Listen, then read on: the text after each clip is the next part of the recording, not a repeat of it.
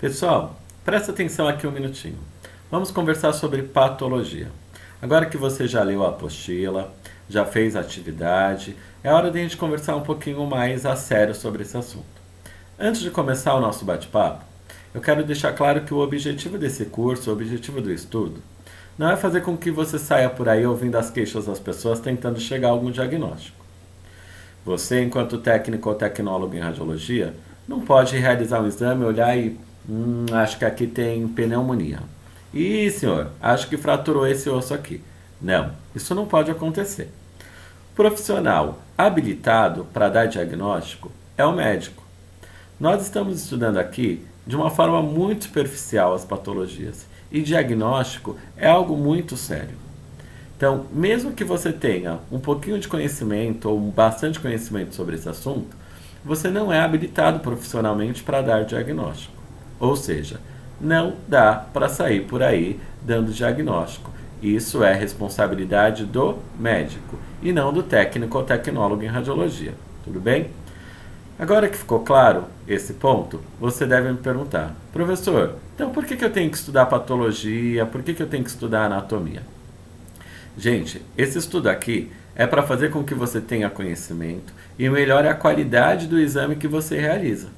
Então, todo conhecimento de anatomia e todo conhecimento de patologia é para que você possa fazer um exame melhor que facilite o diagnóstico. Mas não é você a pessoa que vai fechar o diagnóstico, ok? Bom, então vamos começar a falar sobre patologia.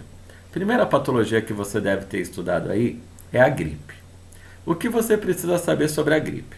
Primeiro, não é necessário um exame de raio-x para o médico perceber se o paciente está com gripe ou sugerir, a gripe e o tratamento de gripe.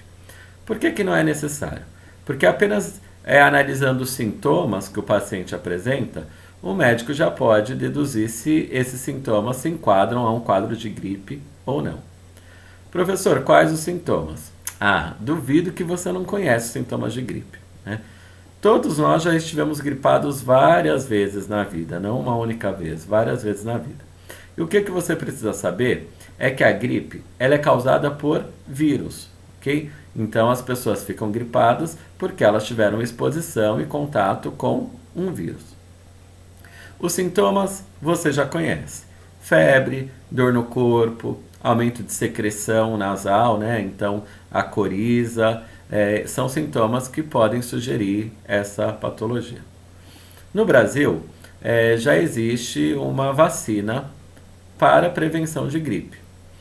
Ficou famoso, há pouco tempo não, já há algum tempo, a influenza, então a partir daí foi desenvolvido a vacina e hoje, anualmente, algumas pessoas podem tomar essa vacina. Geralmente, idosos, pessoas com alguma patologia que envolve o sistema imunológico, mulheres grávidas, crianças. Esse ano teve a novidade aí dos professores também entrarem, para indicação para essas vacinas. E a vacina ela previne que o paciente ou que a pessoa desenvolva a gripe, ok? Então, sobre gripe a gente não precisa falar muito porque os médicos não vão pedir um raio-x para saber se o paciente está com gripe ou não. A segunda patologia que a gente pode conversar é sobre a bronquite. O que é a bronquite? Lembra que a gente estudou a anatomia? E na anatomia nós vimos que existe uma região chamada de brônquios. Lembram disso? Bronquite, o nome já sugere que é algum problema nos brônquios. Que problema é esse? O problema no brônquio é uma inflamação. Então, um quadro de bronquite nada mais é do que uma inflamação dos brônquios. Com essa inflamação, pode acontecer dos brônquios produzirem mais secreção, mais muco.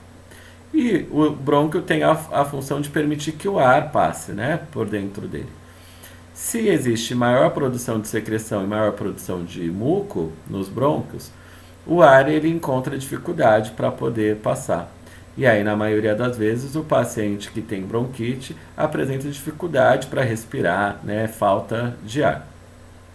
A gente pode classificar a bronquite de duas formas: a bronquite aguda e a bronquite crônica.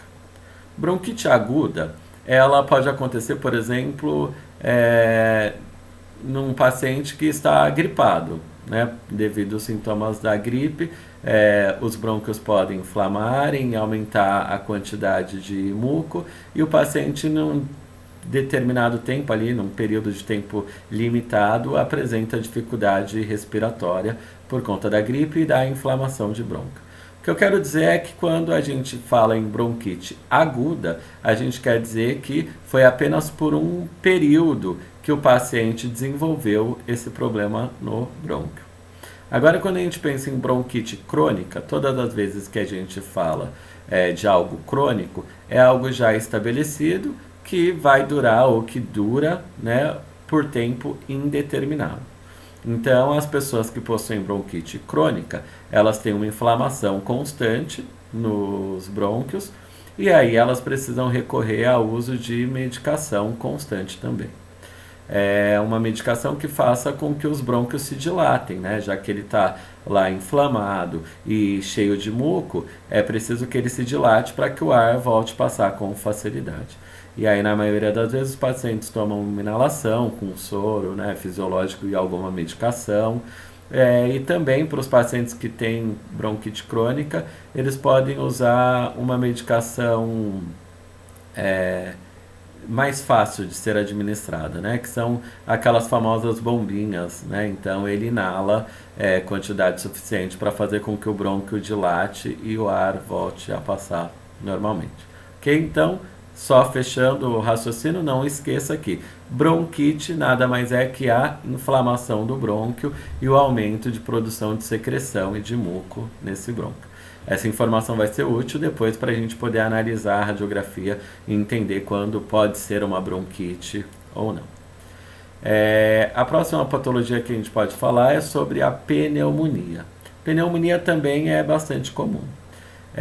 A principal, né, diferença entre a gripe e a pneumonia é que enquanto quem provoca a gripe é um vírus, a pneumonia, quem provoca a pneumonia, na maioria das vezes, é uma bactéria, né? Então, nada impede que um paciente que esteja gripado por conta de uma contaminação com um vírus, né, que provocou a gripe, desenvolva depois, posteriormente, uma pneumonia. Anatomicamente, a gente pode dividir também a pneumonia de duas formas. A bronquiopneumonia, né, quando essa infecção, né, ela está acometendo os brônquios, e também existe a pneumonia lobar. Na maioria das vezes, os médicos analisam a radiografia e conseguem descrever a patologia como pneumonia lobar.